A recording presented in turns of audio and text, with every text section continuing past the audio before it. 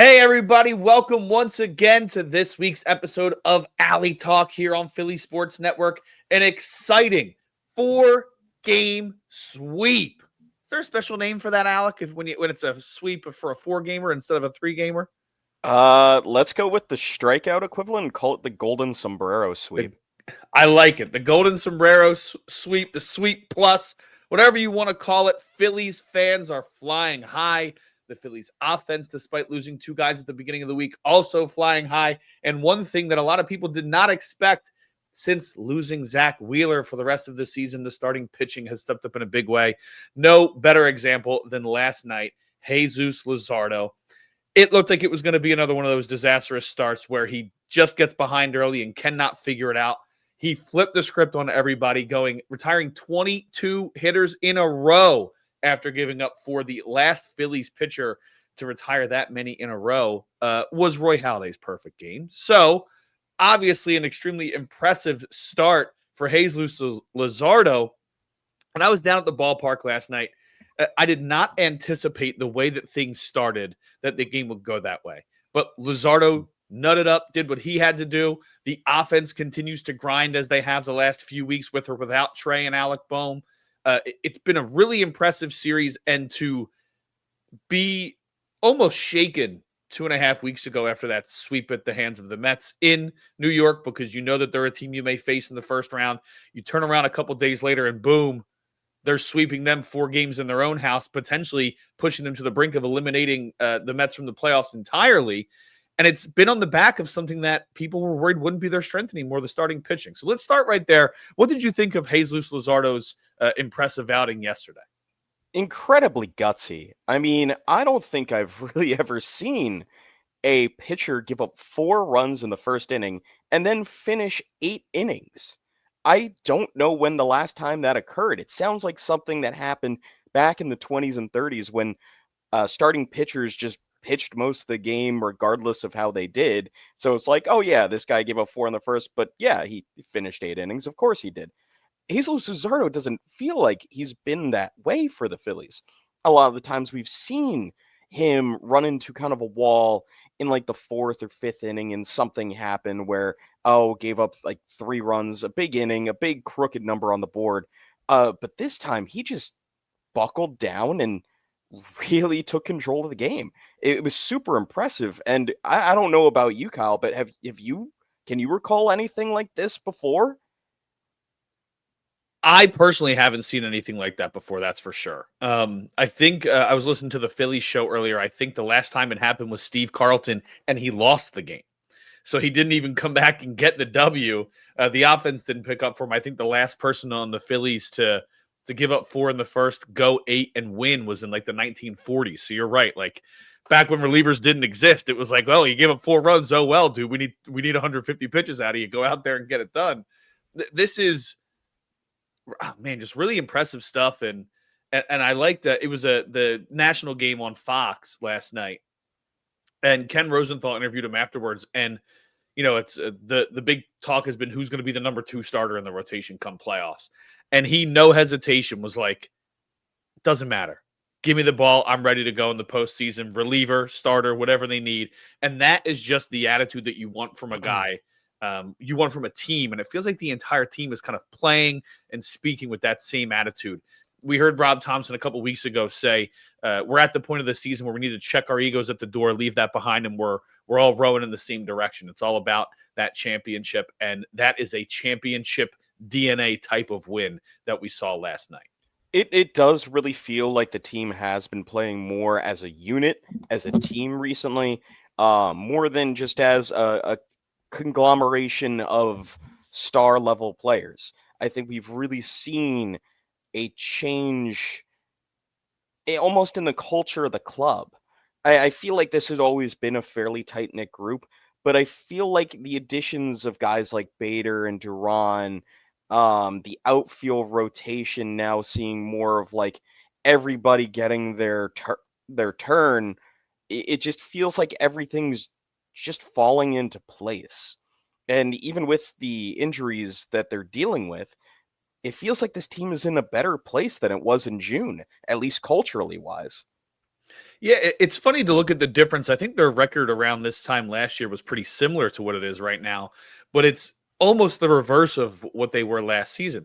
They got out to a hot start this season, but kind of had their falter or their stumble there in June, which is normally their best month, and it carried over a little bit into July. But ever since mid July, really after the trade deadline, they've been one of the best teams in all of baseball. I think the only team better is the Brewers, record wise, and last season, it was basically up until a certain point in June, they were the best team in baseball. And then they were basically a 500 team the rest of the year. And it felt like they were stumbling going into the playoffs. You look at the back of the baseball card, you look at the roster, you still have faith that they'll be just fine. But we saw how it played out. And it feels a little bit more like in 2022 and 2023 when they were riding high going into September, going into the playoffs. And the energy is just different around this team mid-September this year than it was last year. So it's like you said, I don't know if it's the vibes that they're bringing. I don't know if it's the camaraderie, if it's bringing in a guy with championship experience like Bader with all the moves combined, if it's guys getting more comfortable in Kepler and Castellanos, whatever it is, everybody seems to be pushing in the same direction, which is not something that you necessarily felt last season. I think it's a little bit of everything, even down to making Garrett Stubbs the 26th or the 28th man come the September call-ups. And that was something the last time that we talked, that was like, that's the one thing that I wanted to see. And you see why. You had Brendan Marsh in a post-game interview say about how when he went back down to the minors when he was rehabbing, that it was Garrett Stubbs that helped him get out of his own head, get more grounded, and just know that, yeah, you can do this. Garrett Stubbs is such an important player to this clubhouse culture that he better be in the clubhouse come playoffs. It doesn't matter if he's just, as part of a road guys that you take along in case of injury, but he needs to be there. Yeah, I mean, he's made a difference for them at the minor league level. He's made a difference for bringing value to some of these young players. I spoke to him earlier this week and put out something on Philly Sports Network about my conversation with Stubbs, and he was so honored to hear that from Marsh. And he said, it was obviously you want to be in the big leagues no matter what, but I had a decision to make when they told me that I was going to go down to the minors, and I can embrace this new role and extend the culture that these veterans built down through the organization, or I can sit on my laurels and be upset about it. And I chose to be the guy who, everybody, whether you're in the majors, minors, whatever, needs a guy to lean on.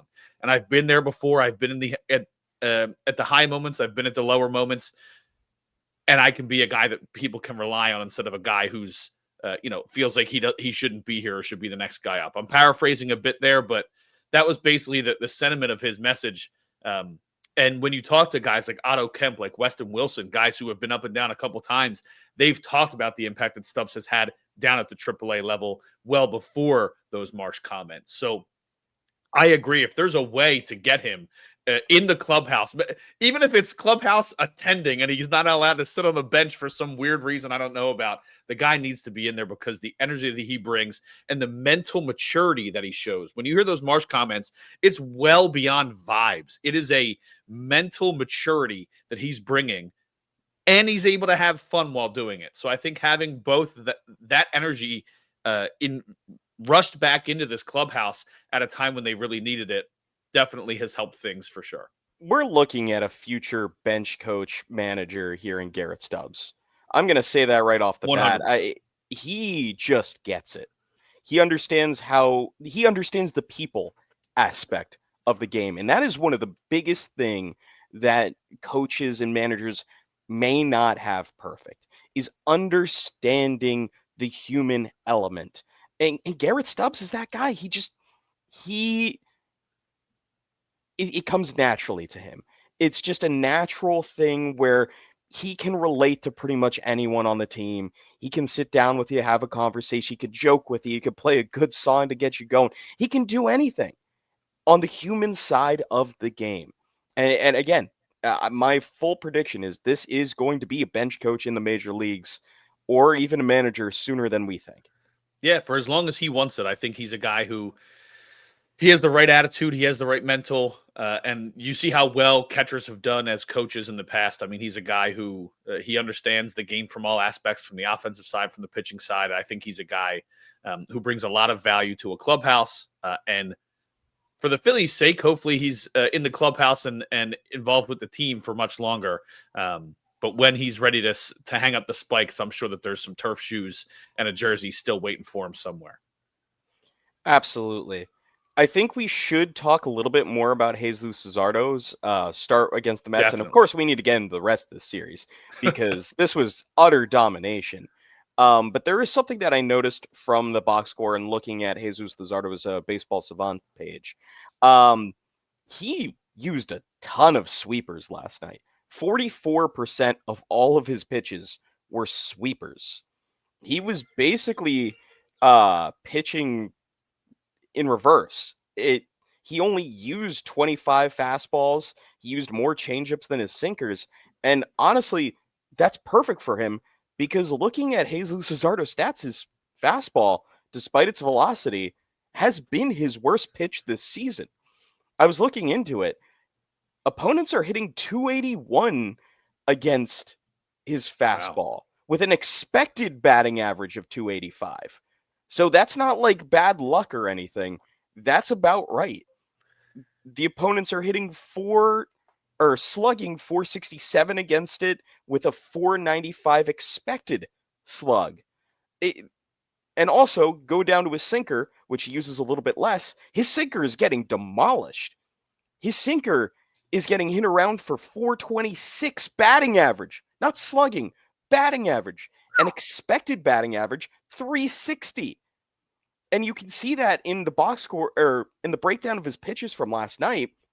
He only threw 10 sinkers. Only 10. And I believe, let's see here, it was 3 of them were put into play. Would you like to know what the average exit velocity was on his sinker? Yes. 101.2. Wow. On 3 balls put in play. Yikes. On the 10 sinkers he threw. It's a really odd thing when you see a guy throw 97 miles an hour, and that's what he averaged last night on his fastball, 97.3. I'm going to say he was touching 98 last night. To see it get hit around. He hit 99.2 last night. To see that it's getting hammered like that, the fastball, not as bad as the sinker. The sinker has been terrible, but the sweeper's been a new pitch for him, and somehow, all of a sudden, it's his best pitch. His sweeper, opponents are only hitting 167 against his sweeper with an expected batting average of 150. So this is a guy that the Phillies acquired and somehow revitalized and said, hey, we want you to try to throw the sweeper, and the sweeper's his best pitch. Hey, that's credit to the Phillies development and credit to him for putting in the time to learn the new pitch. I know that it's a little bit easier than it has ever been, but that doesn't mean that it's easy to learn a brand new pitch like that and to use it so effectively. We saw how much time it took Orion Kerkering to really add the sinker to his repertoire. So for him to turn around, grab that sweeper, and really make it a dangerous weapon is impressive. It's interesting to see that his fastball and sinker are getting hit so much because there's been a lot of talk about will he be the guy that goes to the bullpen come the playoffs. Obviously, you're going to have a 3-man rotation, maybe 4, depending on the series. And you're going to have some of these starting pitchers be out of the bullpen, whether it's him, Walker Buehler, Taijuan Walker. Time will tell. We still have time to figure that out with Walker Buehler making his Phillies debut later tonight. But from a Luzardo perspective, a lot of people have talked about how his stuff may tick up because he already has that strong fastball, 97, 98. Can it tick up to 99, 100 regularly? But if it's coming in straight and people are killing it, I don't know how much that's going to matter. Maybe it is a better weapon to have him be a guy who starts and is able to set you up for the fastball as opposed to needing to get 3 outs and that fastball being potentially put in a dangerous situation late in the game. So I don't know. What are your thoughts on does the little bit that you've peeled back, because everybody's reaction was, man, his fastball was ticking up last night. But if you're telling us here that it's maybe not the best weapon. What do you think that makes him better suited for come playoff time? Well, I think he needs the fastball, obviously, to set up the sweeper. Because you throw 98 and show that to somebody, and then all of a sudden hit him with a sweeper coming in at, I think he throws it around 84, something like that. No, 87 is his average on that. His minimum was 84, max is 90 on that pitch. But it makes the other batters honest. We see it with Yohan Duran showing the curveball, makes these batters honest on the fastball and the splinker. So he needs that pitch to set up the sweeper. But as long as he can throw it and not in a location that it's going to get hammered, that's going to be important. It's going to be about control and location for Luzardo for really great success. And I think that goes for pretty much any pitcher. Yeah, and you mentioned it. Funny, you mentioned it. We have a comment here from Alex. Location's so important, but the stat geeks. We're not hating on stat geeks, but the stat geeks who run teams only care about break and velocity. That is true to an extent. I mean, location seems to matter based on what we're seeing in the results. It seems to be focused on less, and it really does depend on your skill set, right? For a guy like Ranger Suarez, location is very important for him. Aaron Nola, very important for him, but neither one of those guys is throwing 97. So when you have 97, 98, 99 in the bag, location doesn't matter nearly as much, but it did matter for a guy like, let's just go to Jose Alvarado. He was able to throw 102 down in Tampa Bay, but they had to rein him in a little bit, and maybe throwing 100 with a little bit more precise location is better than throwing 102, 103 without being able to control it. So maybe that's not the focus of what they're working on with Luzardo. He had some pitch tipping and some mechanics things that they wanted to fix earlier in the season, so don't throw too much at him at once. But maybe the location becomes something that they focus on in the offseason a little bit more. But that being said, his impressive start doesn't change the fact that it, or I should say, his impressive start last night could change how he's used in the postseason. So I know that they want one of these right-handers to come up to break up the lefties, but Rob has said they're going to go with the three best guys in that rotation. So what do you need to see from a guy like Walker Buehler tonight, or a guy like Aaron Nola for the rest of the way, to have them usurp one of the left-handers in the three-man rotation come playoff time? So what I'm going to say is that I think it's become a little bit more complex, because what we've seen from Ranger Suarez specifically, he's dialed it up to absolutely a machine out on the mound. He has 3 double-digit strikeout games. I think in his last 5 starts, he has 5 career games of double-digit strikeouts. 3 of them. 3, including a career high 12 we just saw. I think it's become more obvious now that you can go with these 3 lefties. And I think it becomes even obvious in the order that you deploy them. Chris Sanchez is obviously your ace. He deserves that from, what he's done from 2023 to now. But then you mix up Sanchez in the middle with Suarez to break up the kind of stuff mix-up. Because Ranger is not throwing what both Christopher Sanchez and Jesus Luzardo are throwing. They're not he's not a mid-90s guy. He's throwing 90, 91. So that's a completely different look, as if you're throwing a righty in there. Because that's a completely different kind of pitcher you have to face. And then the next night, go back to high velocity. So I think it's fine right now, the way things are, if it is 3 lefties deployed in the playoffs. Now, that being said, if Aaron Nola does, really turn it on at the end, maybe he's the guy you put in as like the number 2 starter. But I don't think that's a definite thing at this point. I think it's more definite that in the NLCS, he would probably be the number 4 starter.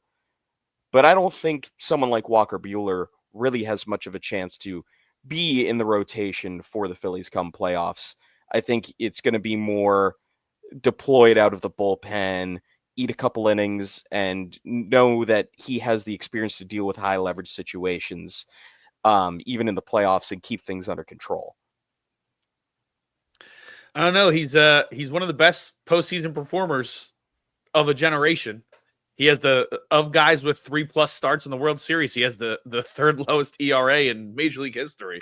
I mean, it's kind of hard. It's tempting, but obviously he's not the It's same guy tempting, that he sure. once was. But he wasn't that guy during the regular season last Well, year, and we see what he did in the postseason for the Dodgers. we'll see Recording what that last happens with outs. him, especially with a Phillies series in LA.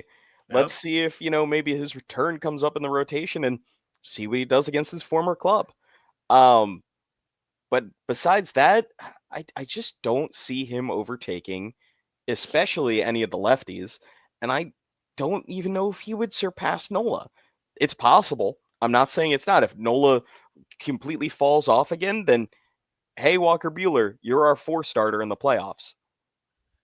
And so just to put it in perspective, how good the Phillies pitching has been. So since losing Zach Wheeler, they have the 10th best ERA in the league. Since it was announced exactly what he was dealing with and that he would 100% be gone for the rest of the season, the Phillies have a 3.62 starters ERA, and that's with both Zach Wheeler and Aaron Nola having ERAs over 6 during that time. And they have the second most innings pitched from their starting pitchers since Zach Wheeler, the workhorse of the major leagues, went down for the year. Again, the thing that's carried them all season long, Luzardo had a 10+ K game with no walks last night. It's the 13th by a Phillies pitcher this season.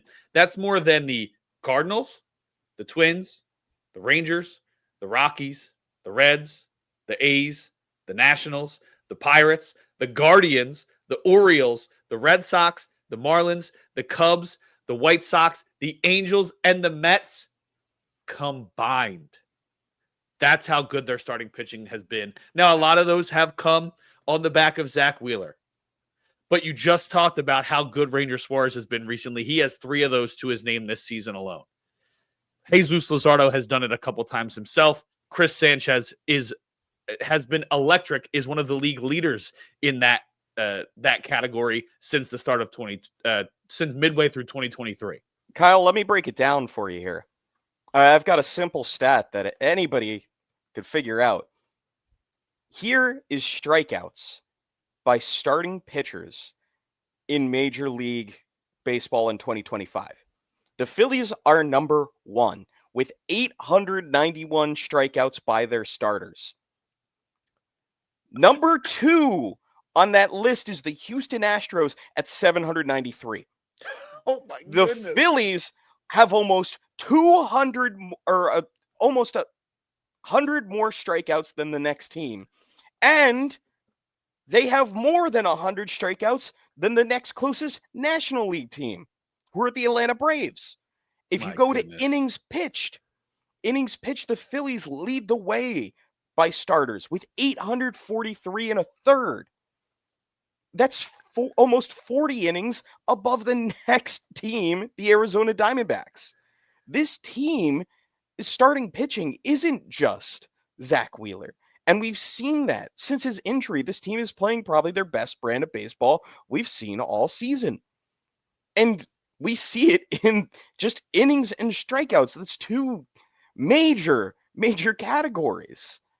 Yeah, it's never easy to lose a guy, but it really has seemed to galvanize the team a little bit. They were already playing well leading into that since the trade deadline, and they've really taken off again since then. To add to what you said, 80 quality starts this season from starting pitching. The second place team is the Red Sox with 67. 13 more quality starts than the next team. And the one thing that does is when you are able to get 6 innings out of your starting pitcher, it not only improves the bullpen that night because you don't have to use as much, it sets them up for the next day as well because they got that additional rest. So it adds so much to a bullpen that up until the trade deadline, there were some red flags. They bring in the best closer in baseball, and all of a sudden, everybody kind of settles into a better position. Matt Strahm is pitching better than he did earlier in the season. Orion Kerkering, if you take him out of a situation where he's not coming in with runners on already, is still pitching very well. David Robertson showing up and doing what he's done at age 40. Corey Naito put together a great piece on how he's kept himself healthy at age 40 and ready to go for this postseason run. It's the starting pitching turns into positivity and support for the bullpen. And then they return the favor by being lights out. It really is, they're winning with pitching, and this team feels a lot different than it did last season in the middle of September. It really does, because you have more guys you can rely on. Remember, last year the Phillies couldn't find a 5-starter to save their life. It was a panic anytime anybody had to take the mound on a 5th day, and dear Lord, you hold on tight and see what happens. And that's what happened through several pitchers, whoever they called up. No one was sticking. Tyler Phillips, who's now smacking himself in the face before he enters games for the Marlins. Yeah, who somehow both starts games and closes games. I don't know what's gotten into Tyler Phillips. I didn't think he was this kind of. Yeah, I don't think anybody did. No, but it is entertaining. But now the Phillies, all of a sudden, it's not only Taijuan Walker reinventing himself to be a actual above average major league pitcher. It's the fact that behind him, to have a 6-man rotation, you also have Walker Buehler. If you told a Phillies fan last year, she's like, yeah, the Phillies are going to get Walker Buehler and it's not going to be a big deal. Yeah, right. Like, that doesn't sound right. The Phillies are in so much better of a place they were last year. To the point that nobody is talking about how the Phillies won't have Jose Alvarado in the playoffs. Nope, because guess not what? anymore. When Jose Alvarado enters games, that's more of the time to worry than anytime you see, well, obviously Owen Duran, but, Matt Strahm, like you said, David Robertson, usually Orion Kirkering, although he hit a speed bump recently. I think he's coming down it now. The Phillies have some weapons.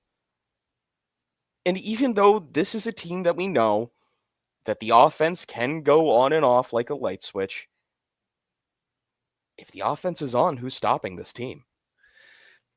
Yeah, man, and the offense is on right now. I mean, some impressive performances from guys. I think if we're going to transition to the offense, we got to start the conversation with the new leadoff hitter for the time being, Harrison Bader. The guy has been absolutely electric at the top of the lineup. He's been electric at the bottom of the lineup. It doesn't matter where you put him. And there were some things to figure out in the beginning. He did struggle out of the gate when he first came here. About his first 10 games, he was hitting in the 100s. And he's taken off since then. I've used this date in the past because it's the date where it really seemed like they were shifting to including Nick Castellanos in this rotation of outfielders. They wouldn't come right out and say it, but it really seemed like the August 17th game after he sat the day before was when they finally almost committed without committing that they are going to look. It was the check your ego at the door kind of conversation. That's when those conversations started. And since then, the Harrison Bader's hitting in 20 starts, 23 games total. He's hitting 407 with a 456 on base and a 642 slug. That slug is the best on the team outside of Otto Kemp, who's only played in 4 games and has 2 homers in that time. Like, that's incredible numbers. Let's look at, and it's not just him, it's working for everybody. Brandon Marsh, who we all have talked about ad nauseum about how he's been hot since coming back up in early May. Since this rotation has become official with everybody included, he's hitting 348, 411, 515 slug. Max Kepler's hitting 302, 367, 566 slug. Even Nick Castellanos, who everybody wants to feel like he didn't handle it well, you haven't heard a single comment about anything since that first night where he got taken out for defense and gave a couple one-word answers. If you listen to the full transcript, way more detailed than that, but the clip that went viral was just him saying yes, yes. He's hitting 286 with a 375 on base. He has the second highest walk percentage on the team behind Kyle Schwarber. A guy who's not known for his patience is walking at a career rate if you were to extrapolate it over an entire season. He is stepping up. Everybody is doing exactly what was asked of them by Rob Thompson. Check your ego at the door and let's go win this thing. And it all seems to stem from the energy that Harrison Bader's bringing. So I know I said we're going to start there, and then I rattled off 10 other people because it's so impressive. But Alec, give us your thoughts. What has Harrison Bader brought to this team as far as energy and, of course, performance? He's brought this team's swagger back. That's what he's done. This guy walked in, what, doesn't he have like a Prada bag or something? And he's walking like he's a runway model on New York Fashion Week. But it fits this team. He somehow matches Brandon Marsh's freak, so to speak, how the kids say these days. He's got the hair. He's got the purple Everything. Everything. He's got a outfield. The way he plays defensively has its own word for it. His little crab walk that was being discussed on national TV. Everything about him just really was a nice little jolt of energy to this team. And yeah, it just feels like he's a pretty solid culture fit. And as long as he's performing well, my God, is this city going to love him? Like, it's out. Think about where he's played in the past. St. Louis, the Cardinal way. It's not really that about being flashy or anything. And there's no individual kind of thing. He played half a season for or 2.5 seasons for the Yankees, excuse me. And he played 1 season with the Mets in New York, but he didn't perform well. Now he's in Philly. He's hitting .339 for the Phillies with a .942 OPS. Like, that's nuts. He's an on-base percentage of .403. 403. He's getting on base 40% of the time. He has 1.3 B WAR already for this team. He just brings everything. We're not even mentioning the defense. His fielding run value, according to Baseball Savant, is in the 84th percentile. Like, this guy is giving you great center field defense. His routes in center field are so refreshing. Like, there is no guessing when he makes his jump to field the ball. Not at all. Sometimes you might see him get a little overeager and try to like rush a throw or something. That's his only drawback on the field. But if you want a guy that is taking the best route to the ball, Bader is the best guy around. Man, he makes that defense so much better. And that so much Marsh better. was a fine defender in center field, better suited for the corners. Average. Below average. Rojas, a lot of people considered him a great fielder. I put him in like the Ben Revere category, where like his athleticism made up for a lot of lack of great outfield instincts. I do think he is better defensively in center field than what we saw this year. That's what I'm saying. I think that he's the best option you've had out there in a long time, maybe since Ben Revere. And it wasn't that Ben Revere was incredible. He was just better than Odubel Herrera and whoever else they threw out there, not named Shane Ben Victorino. Revere does have my favorite outfield play I've ever seen a Phillies player make. On Jackie Robinson Day, I think in 2013, Todd Frazier hits a line drive to deep center field, and he full extension dives like head first towards the wall. Yep. I think it was like an over-the-shoulder catch as well, and then doubles off Jay Bruce at first. Yeah, I remember that happening and feeling like, what's more impressive, the straight over? Like it was almost running away from him, and he didn't really have a chance to look either. And he was diving like almost away from his body to go get it. I thought that was such an impressive play. Although he had such a weak arm. He was like Kenny Lofton-ish with the arm, just not really. There was no arm.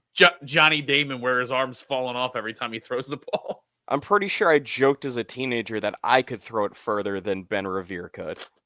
Yeah, I mean, wouldn't surprise me, Alec. Would not surprise me at all. But anyway, yes, what you're saying, I think this is the best center fielder the Phillies have had since Shane Victorino. I think so too, man. And there's no reason to think that a little bit of a hot rest of the season and he comes back here. Who knows? So looking at his stats, he is a little bit of an enigma in the fact that Baseball Savant kind of hates this guy's offense. There's only really two things that he's doing well. One, his bat speed. He's well over average in the 69th percentile.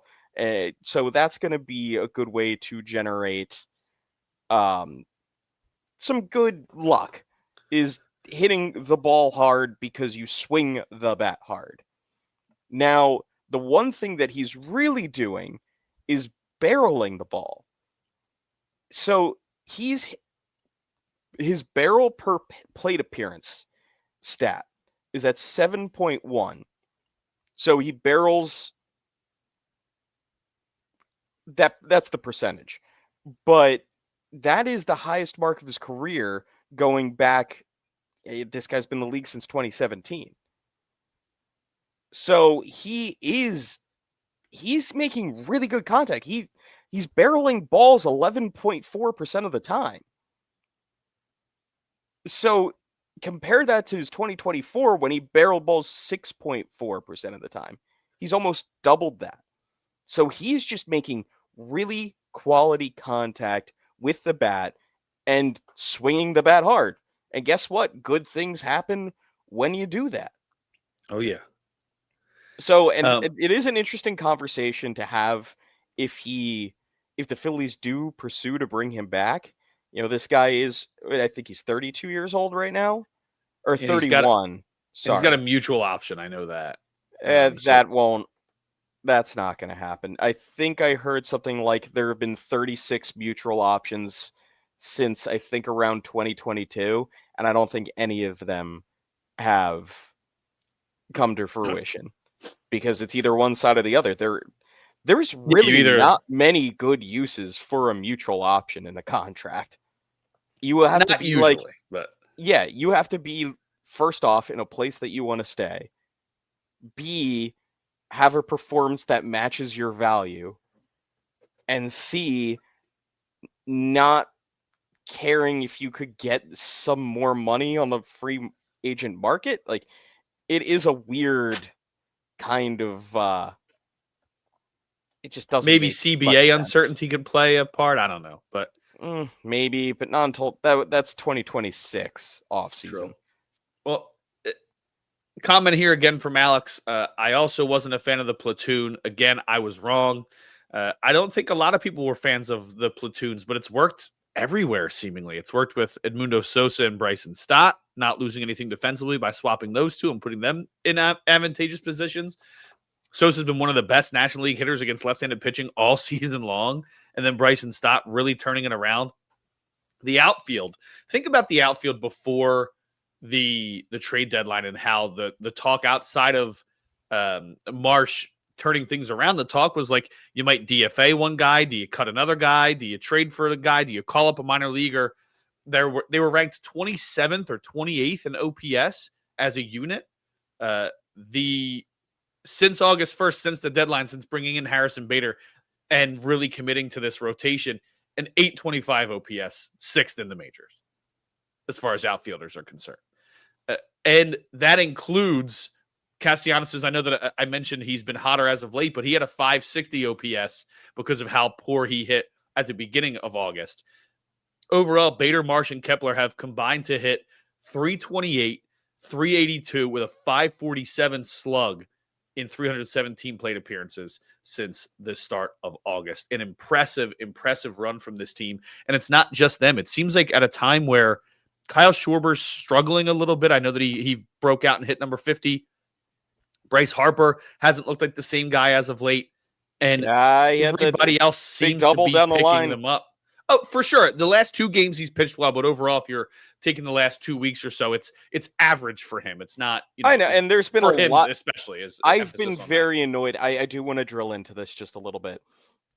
I've been very annoyed with some of the conversations online because I see a lot of people saying, "Well, Bryce Harper isn't clutch anymore." What do you mean Bryce Harper isn't clutch anymore? Just because he doesn't come through in every situation doesn't mean the guy is like washed. This is a guy that has absolutely thrived when the lights are brightest. Think about his postseason stats.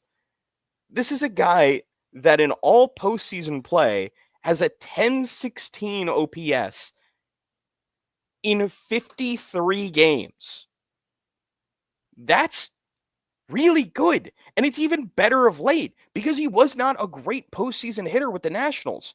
He was only really good for one series in 2014 for the Nationals. Since becoming a Philly, literally every series except for two of them, the wild card series in Miami And the NLCS against Arizona, he's been fantastic. And even in that NLCS against Arizona, he had an 858 OPS. This is one of the premier postseason players of this generation. You're talking about Walker Buehler in pitching? Bryce Harper in the playoffs is insane. Like, you have to even remember last year against the Mets. Bryce Harper was the only guy really hitting. Yeah. He hit 333 with 3 extra base hits in those 4 games. So Yeah. I don't want to hear the conversation about that Bryce Harper is taking a step back. He's not as clutch as he once was. Oh, he's not the main star anymore. No. If the Phillies win a World Series this year, you can bet your bippy that it's going to be Bryce Harper right in the middle of it. He is your star. Dude, I couldn't agree more. I almost don't care what he does during the regular season. Obviously, he's going to be there to carry the team at some point. But when you have Schwarber carrying you for a period and Trey Turner carrying you for a period, all I want Bryce Harper to do is get right, because we know that when those October lights shine bright upon the diamond, he's going to come up big. It's just what he does. Has he been an aircraft carrier this year? No. But has he been a battleship? Sure. He has a 130 OPS plus. He might not be the guy leading the offense this regular season. Sorry, getting a little worked up about this. Like, that's Kyle Schwarber, that's Trey Turner. It was their turns this year to take the reins on the offense. Guess what? They're also your 2 big stars. But Bryce Harper is going to be the guy in the postseason. Capital G guy. So again, it's something that needed to be said, because part of the discourse had been so annoying to see that saying Bryce Harper isn't Bryce Harper anymore. He still is. Nothing's changed. I agree, man. Like I said, just because he hasn't looked the same for a couple weeks, to me, doesn't change anything. I mean, you mentioned the 130 OPS plus is huge. You can't really complain about that. Late in close games this season, how's a 574 slug with a 384 on base percentage for you? A tie game, Hal is 285 batting average with a 362 on base percentage. Within 1 run, 272. Within 2 runs, 280, 375. How about this? High leverage situations. 97 plate appearances. 321 batting average, 412 on base, 531 slug, 943 OPS. Boom. In high leverage situations. This guy is still coming through for you. You're just not seeing it, and you don't have to see it all the time for it not to be true. He is going to come through for this team. Yeah, it's a not so good season, and yet look at what he's done. The guy's dealt with so many injuries since coming here, and he still puts up season after season like injuries too. Yeah. I guess the shoulder is the one that really isn't the thing that's moved him to first base. But other than that, it's the hit in the face, hit in the hands, hit by pitch all the time that seems to lead him to at least a 1 week The weird stint. wrist thing that nobody really knew about except for a small part last year. It's probably due to the hit by pitches. Probably, because this guy, he has bad luck with hit by People pitch. want to jam him inside. Yeah, for good reason, because this guy's been very injured twice by a hit by pitch. And he kills you if you leave anything out over the plate. That's more important. Like, people want to jam him inside because they don't want to get absolutely destroyed, and then he turns on one, and you're like, there's a reason why you don't see fastballs down the middle much against Bryce Harper. No, there's a reason you don't see many fastballs at all against Bryce Harper. I think that's true. Since the start of last year, he's number 1 or number 2 in off speed percentage of pitches seen. Because they know. They know what happens if you pitch to Bryce Harper. It's funny, too, because I thought that Bryce should have been hitting in front of Kyle Schwarber for a long time, but it's almost like Schwarber having the extra protection of Bryce behind him, batting right behind him, has helped him jump up another level. And then, it's been mix and match whether Bryce is hitting right behind him or when he was down, JT got hot. So It really is starting to feel like that you're getting something from all 26 guys, 28 right now, I know, but you're getting something from everybody on the roster. Even though Weston Wilson isn't as hot as he was 2 weeks ago, he's played 4 different positions for you in the last week and a half. And That he'll is get you, value. he'll get you a dinger against a tough lefty. That's what I mean. He'll go out there and give you what you need. Max Kepler stayed on course. Let's talk about that guy for a second. I know I was about to run down everybody, but I'm going to cut myself off because Oh, Max yeah. Kepler, the turnaround from basically the fans demanding he be DFA'd. He was a week away from being cut. 100%. I'm almost certain it was a week away. It felt like it was coming. It felt like the Whit Merrifield situation of last year. It had the we same tried, exact but it's feel. not. I know you and I have both been down in the field a bunch this year, being in the press box. There was the air about like, well, what are they going to do with Max Kepler? Is it coming soon? It was expected. It was more of when than if.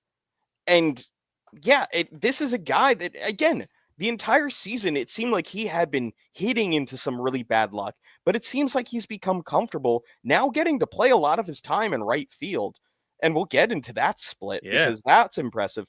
But if you look on his Baseball Savant page, you see a lot of pale red, like a guy that is above average hitter in a lot of things. And the one thing that he excels more than anybody else is squared up percentage. He is barreling the balls very nicely. Like 83% of the time, he's squaring up a ball. Or not 83% of the time, 29.8%. 83 is the percentile in which he fits in. If you look at his rolling ex-WOBA plate appearances on Baseball Savant, it's really funny because it just goes from to ooh. Like, it actually makes those sounds if you scroll past it too. It's a new feature. I'm gonna have to check that out. Yeah. No, you'll have to trust me on that. But man, like, I don't think I've ever seen a turnaround quite like this, where he's gone from a guy who, like, fans are demanding needs to be in the lineup every day a few weeks after they were demanding that he be released from the team, never to be seen again. Like, that's the batting average is still a little bit lower for his career numbers. It's 221. He's a career 236 hitter, but his on base percentage is better than it was last year. His walk percentage is at a career high right now. His slugging is up to 392. I mean, doesn't sound impressive, but to see where he was and where he started, for it to be up to 392 now is like, I can't even believe how good he's been recently. And he adds something. I'm a big Nick Castellanos fan, but when you have him in his comfortable position in right, you have a guy who's a damn near Gold Glover in Brandon Marsh in left, and you have incredible defense from Harrison Bader in center. That evolves the way that the pitchers can pitch, the way that the defense presents itself. It's a different team when that defense is on the field, and your pitchers can feel it, and it's showing in their results too. So here's some of the splits for Kepler. You know, originally through April, this guy was doing all right for the Phillies. He was hitting 253, 753 OPS. It was like, all right, we see that this guy can contribute, but man, did this guy have just the worst May, June, and July. 188 batting average, 162 batting average, 196 batting average, OPS of 650s, 590, 580. He was not good for 3 whole months. But then the calendar turns to August. He hits 273 with a 789 OPS. And so far through September, 320 with a 119 OPS. But I think there's one split specifically that is the most interesting out of everything. As a right fielder, as specifically a right fielder, Max Kepler is hitting 377 with a 175 OPS. He has been so much better in right field than left field. It's ridiculous. He has 349 or 47 plate appearances as a left fielder, 29 RBIs. In 78 plate appearances as a right fielder, he has 21 RBI. Oh, man. Like, this is a completely different player when he's playing right field. Which like shouldn't matter, but clearly it does to him. Some guys are just more comfortable in a certain spot. It's kind of funny. So again, it really is amazing how much he's turned around his season, because it really was the writing's on the wall on this one. Let's see what they do at the trade deadline. They don't get an outfielder. Yeah, it's Justin Crawford, and maybe they just cut Kepler. Like, Yeah. that was very much. It felt like it Kind was of what in play everybody and assumed was happening. expected. But Rob Thompson just pushed the right buttons and figured out and talked to the guys like, hey, we got to, I'm going to repeat And it now all of a probably once more, sudden, but put your this ego is to a the guy side. that seems to have become really adept with being in the Philadelphia market. Yeah. First, it's saying that booing The is Go the Phil language shirt. of love for the Phil. Yeah, the Go Phil's Always Sunny shirt. Like, it's somehow he just was like, he sat down with Bryce Harper to be like, how do you do this? To be like, it's real easy. This is I all you got you. do. Yeah. So interesting note. So he obviously had the great game the other night, 5 RBIs Mm-hmm. on Wednesday night. Um, Grace Del Pizzo from On Pattison had a great tweet. She said in one game, and you talked about how he struggled in the middle of the season. In one game, Max Kepler matched his RBI total for the entire month of July. Yep. He had 5 RBIs in all of July. He had 5 RBIs in one game earlier this week. So really just impressive turnaround. And it's the thing that the reason I want to talk about Thompson for a minute is because all you hear about people is, oh, he's a dope. Oh, he doesn't know what he's doing, blah, blah, blah. First off, he's one of the greatest Phillies coaches of all time. Let's get that out of the way. Winning percentage wise, he is. He's had nothing but getting his team to the postseason every year he's been in charge. He's won the division for the first time since 2011. And he put trust in a lot of his guys. He put trust in Nick Castellanos to play him 162 games last season, and he figured it out halfway through the season and really started to come on offensively. He knew when it was time to pull Nick back a little bit and give these guys different opportunities in more advantageous positions. He's pushing all the right buttons. He's talked about Max Kepler, and he said, I trust the back of the baseball card when it comes to veterans. And I knew through the hard work that he was putting in that he was going to get back to where we've seen him eventually. It was just going to take some time, and it took some conversations, but he's there. And it really goes to show the culture that they have, where this is a guy who people thought was disgruntled based on comments earlier this season. A guy who he took playing time away from, Nick Castellanos, people also assumed that he was disgruntled, and instead they've both thrived because their manager and the culture that they've built is turning into nothing but positivity. And I want to bring up this comment before I toss to you. Great comment from Billy. The Phillies have adapted the Eagles' unselfish play, and they've started to pick each other up. And they're supporting each other. The great pitching they're also getting. Their defense has improved. We've talked about all of that. What do you feel about? We talked about the impact that a guy like Garrett Stubbs can have, but what do you think about Rob Thompson's just, hey, we're always even keel, we're always steady, we're going to get there, guys are going to be just fine approach that he's shown over the last couple of seasons? Because it might not have worked out how they wanted in the postseason, but the culture that they've built, and when guys talk about the culture from the outside, it's considered one of the best cultures in all of the majors. So what are your thoughts on Rob Thompson, how he's handled this team this year, and what he brings to the Phillies clubhouse? I'd like everybody to just remember back to some of the darker times in Phillies history. And I'm only just saying about 8 years ago. Gabe Kapler was the face of the Phillies. It was no player, it was no group of players, it was just Gabe Kapler. And even when he left and you bring in a guy like Joe Girardi, it felt like a big star of a manager coming to the Phillies. This guy that had beat them in the 2009 World Series, now being the manager of the Phillies, and being this guy coming from New York or after break with MLB Network, whatever. But all of a sudden, then it's like, who's Rob Thompson? But guess what? Sometimes that's all you need, especially initially finding a manager. How many people in baseball knew who Charlie Manuel was outside of Cleveland fans? Yeah. How many people knew who Terry Francona was before he went to the Red Sox? Like some of the greatest managers, they get a chance and they show that they belong. Rob Thompson for years was the bench coach with the Yankees. And guess what? Maybe he had to do a little bit more with the success of the Yankees than maybe a Joe Girardi did. Although Rob Thompson would never tell you that because he has love for all of his former teammates. And if he doesn't, he won't tell you otherwise. Yeah, exactly.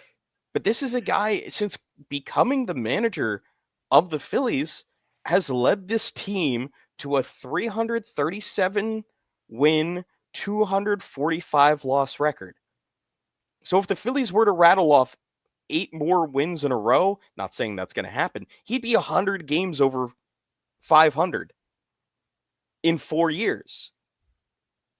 He's been excellent. He's been a steady hand guiding this team. Now, in the postseason, it hasn't always gone well, but he's already gotten a pennant for this team. In 2023, this is a team that should have won the World Series, but it just didn't work out. Last year, whatever. We're not talking about last year. Shut up. Yeah.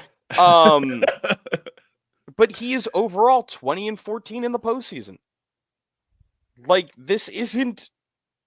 I don't understand why anybody has a problem with Rob Thompson other than, oh, well, he hasn't won us a World Series. Okay. How many managers in Phillies history have won World Series for the Phillies? 2. How many World Series have there been?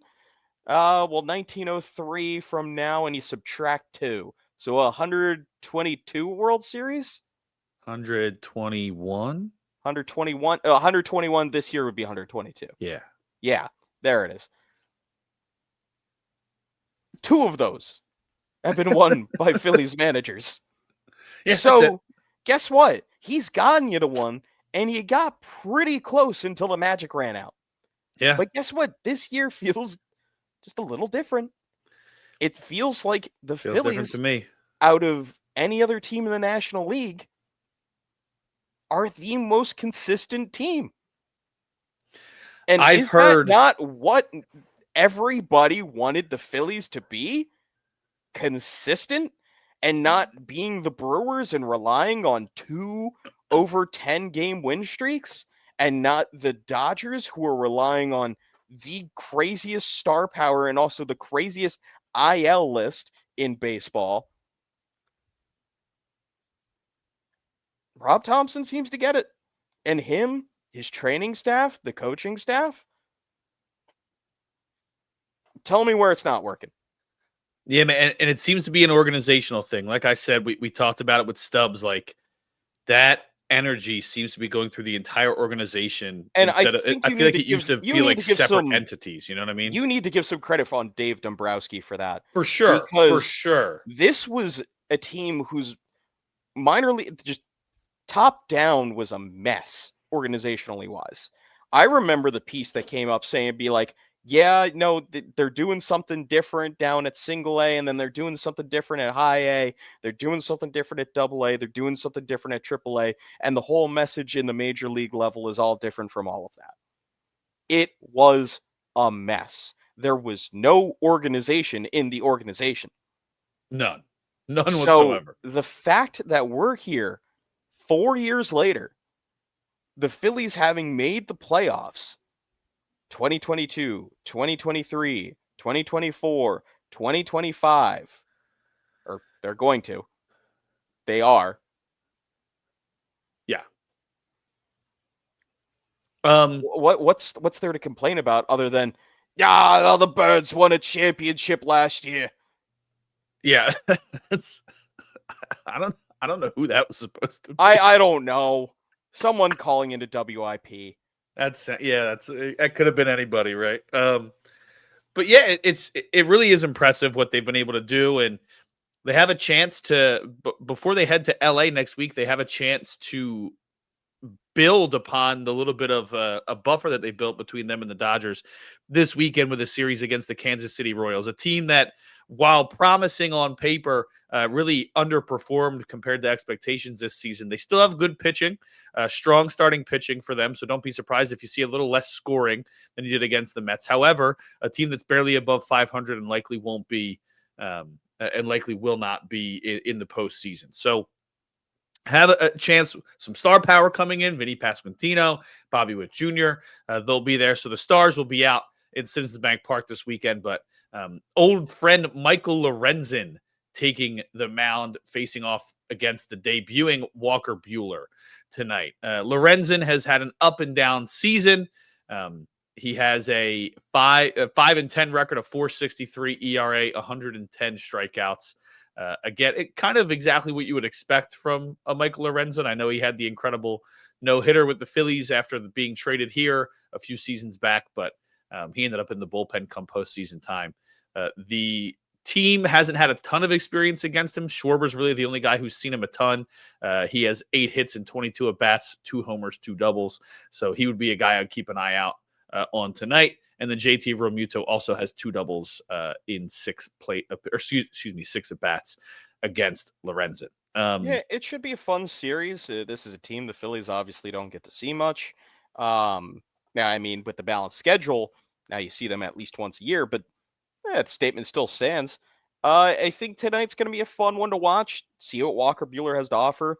Seemed a little rusty in his start with the Iron Pigs, but what do you expect for a guy that just went home and drank beer for a bit? Yeah, I think there's a lot to watch in this series, and hopefully the Phillies continue to just keep doing what they're doing. Don't play down to your opponent's level. I know this isn't the Mets where it's like, we got some juice against this team. It is just the Royals. But hopefully they just continue to play well and play good baseball. You're muted there, Kyle.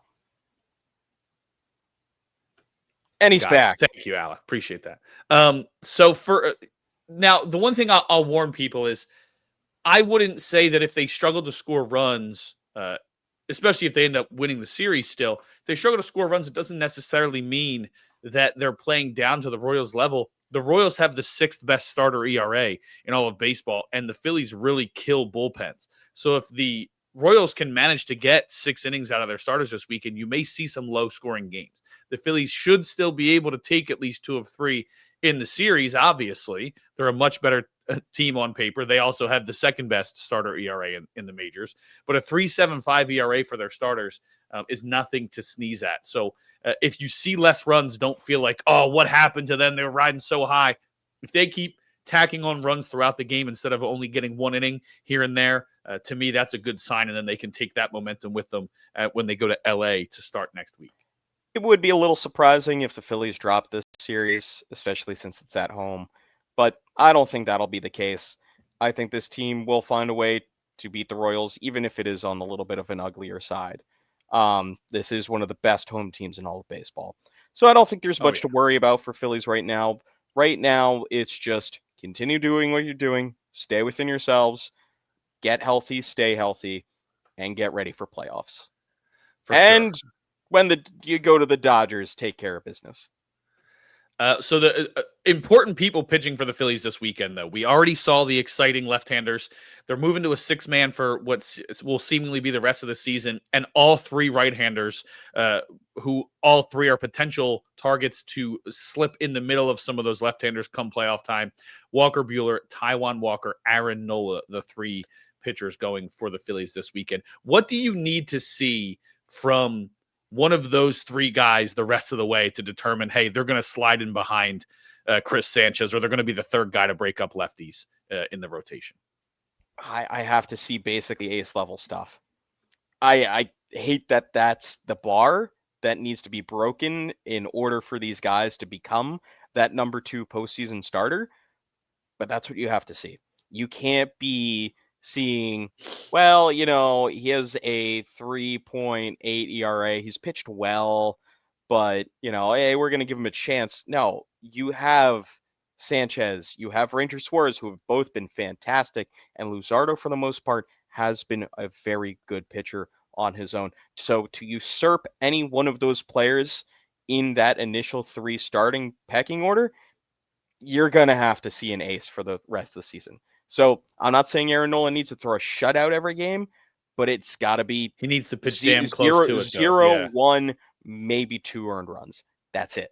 Yeah, you need a quality start out of him every time the rest of the way, in my opinion. And if for any of those guys him in the 2 slot, possibly do that. Walker, I would be very surprised if specifically. he made it. I think he's done enough to earn a bullpen position. Yes. But it's going to depend on the other guys, right? Because Nola or anything yet, but true. But like Nola or Buehler could be in the bullpen, and those could be the long guy. And then all of a sudden, you're looking at Taijuan Walker and your missing 4 starter for postseason roster for the third season in a row.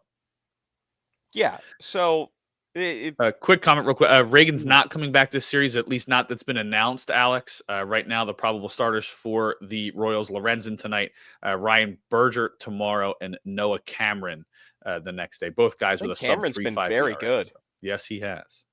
I'd be interested. Yeah, I don't think Walker finds his way into the rotation. I think he could be a bullpen piece. I think he's done a lot to impress out of the pen, but he's more been a put a fire out type of guy than he is dominating anybody. At best, I could see him end up being the 4th starter for a CS if he performs much better than Nola does down the stretch. I was going to say, and the other two would have to look really bad to be honest. Like for me to do that, Nola and Buehler would have to look pretty rough to justify doing that. And that's not a shot at Walker. Well, no, I'm not saying Walker. Well, we have 2 Walkers. I'm sorry. I meant Taijuan Walker. You meant Walker. No, I meant Walker Buehler. Sorry. Oh, I just realized how annoying that is. I didn't even think of it. We got 2 Walkers and a Ranger. We just need Texas.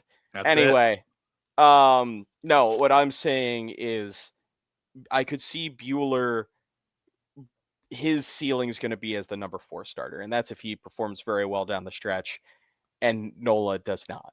Nola is the only one I could see pitching his way into the number 2 spot. But again, he has to look like ace Nola, which is already a divisive topic as it is. But he has been an ace in the past, and I don't think that's up for debate.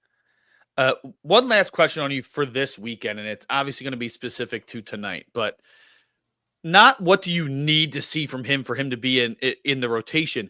What are you looking for watching Walker Buehler on the mound tonight? Just crisp, if he's crisp on the mound. And by that, I mean, not missing targets. The location is solid.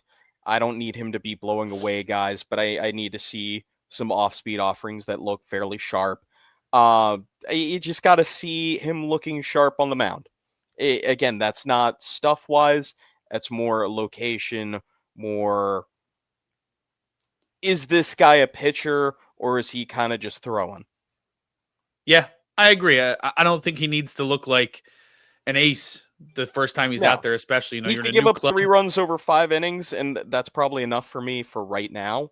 And it's not a blow-up inning. It's, one here, one scratches by here, one scratches here. I'm okay with it. The blow-up inning is what I want. I want all these guys even to if it's avoid like if it's like a 3-run inning. This is his first start in the majors since it's August 23rd, I think. Let me see. August 24th. 24th. And even then, he only pitched 2 1/3 innings. That was in relief. So his last start was August 19th. Okay. So that's almost a month ago outside of his start in AAA.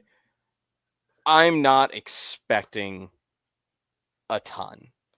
I think he's probably going to be around like a 75, 85 pitch limit, I would guess.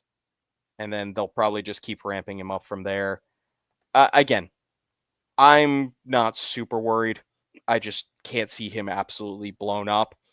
As long as he's competitive and he's fairly sharp, that's kind of all I'm looking for in this first start. And I do think going to the 6-man helps a lot. I know that it adds a little bit of extra strain on the bullpen, but you have the extra arm at the moment, and you have an arm back there who's not going to be needed in the postseason, so you can use Alvarado a little bit more. And Lazar, too. Like, he's probably not... Exactly. he probably won't be involved in the rotation or in the Lou postseason roster. Trevino. You can use some guys Although like that. Miza, we'll see. He may end up making it because of his I think success he against is because lefties. he's a But lefty. Yeah. And he's yeah, it pitched could be well. him and Banks with Strom. So we'll see. But I think it's just you want to see these guys look crisp, and I think the extra rest should help them. They're not all like Zach Wheeler, where his numbers are worse after and with an extra day of rest, and like he openly hates it. The other guys seem to be comfortable with it. And you're talking about Luzardo, who's thrown the most innings that he has in a couple years. Chris Sanchez has thrown the most innings he has in his career. Suarez, again, outside of the injury portion of the season, he is throwing record number of innings. These guys have added a lot of innings in a short amount of time these last couple seasons. So to get them extra Ranger rest and help Suarez them only be needs crisp 12 going and a into. third innings to tie his career high. That's what I'm saying. Like, you get these guys extra rest right now so they are as healthy and as well rested as possible going into the postseason. And it's one of those moments, and this is going to be the last thing for me, Alec. If you want to keep going, go ahead, but I have to jump shortly. They've talked about in the past, you don't want to lose that momentum by having that bye because of the first year where they were really hot. But it feels like with the injuries to Trey Turner and Alec Boehm and them needing to figure out some things with pitching and wanting to rest guys and set them up for success, it almost feels like that bye is as important as it's ever been for this current roster. They're playing well, but you want those, especially Turner. You want Turner and Boehm back in that lineup any way you can get them back. So I think having those guys healthy in the postseason and that first round bye is extremely important, which makes this upcoming series in LA a pivotal one for the Phillies. Yeah, no, they really need a first round bye. And honestly, if they can chase down the Brewers, where they're not far behind now, Not that at number all. one overall seed would look really nice to be able to face the winner of the Padres and who is the other wild card team? Or the other beat the other wild card team. Cubs, Cubs, that's right. Padres, and the Mets right now. But I'd much rather face one of the Padres and the Cubs than the Dodgers and the Mets first thing off that break. Completely agree. So if they can chase down the Brewers, and I don't think that's an impossible thing to do whatsoever, that's the best course for the Phillies right now. Most important is getting that bye to get the extra rest for your guys, especially someone like Trey Turner, who's going to be back for the playoffs. I do think there is a level of importance in getting that. And they're only 2 games behind them right now. I guess contextually, they're kind of 3 games behind them because of the they the can't tiebreaker. tie. But hey, still, it feels a lot closer than it did 2 weeks ago, huh? That's very doable. Oh yeah, it's very doable. Oh yeah. But we'll see how this team performs down the stretch. But I think it is very possible for this team to be the number one overall seed in the playoffs. Definitely. And great comment from Alex. He's right. We talked about Thompson. I think that's one thing that gets overlooked. And you're looking for a scapegoat a lot of times when guys don't perform. And unfortunately, coaches get the brunt of that. Thompson's always put this team in a place to succeed. The players just have to do it when it counts. They did it in 2022 until they ran into just the Astros. The Astros are who they are. They did it in 2023 until the Astros just got were so much cold, were way favored in that series. Exactly. That's the thing everybody brushes over. Yes, the Phillies had an advantage and had a 2-1 lead in the series, but this was a team that nobody was picking the Phillies over the Astros. Nobody. Well, big exciting series this weekend against some young stars in Kansas City. You have the debuting Walker Buehler on the mound tonight for the Phillies. I'll be down in the press box, so make sure you give me a follow at Kyle Fisher45 and at Philadelphia SN for all your Phillies needs tonight. We'll get the preview for the series out shortly, and then I'll see who I talk to down there. Again, just put out a piece on Garrett Stubbs, and if you want to check out Matt Watson's pieces from the week, a lot of great stuff. Sean Nestor did one on the magic number earlier. If you're curious what goes into that, it's already improved down to 5 for the division.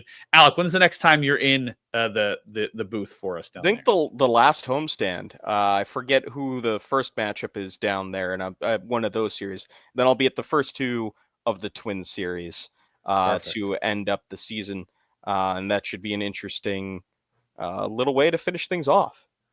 Good stuff, man. Well, make sure you give Alec a follow as well at Kostival on Base on X. He brings the heat regardless of whether he's in the press box or not. So make sure you follow him for all your Phillies needs.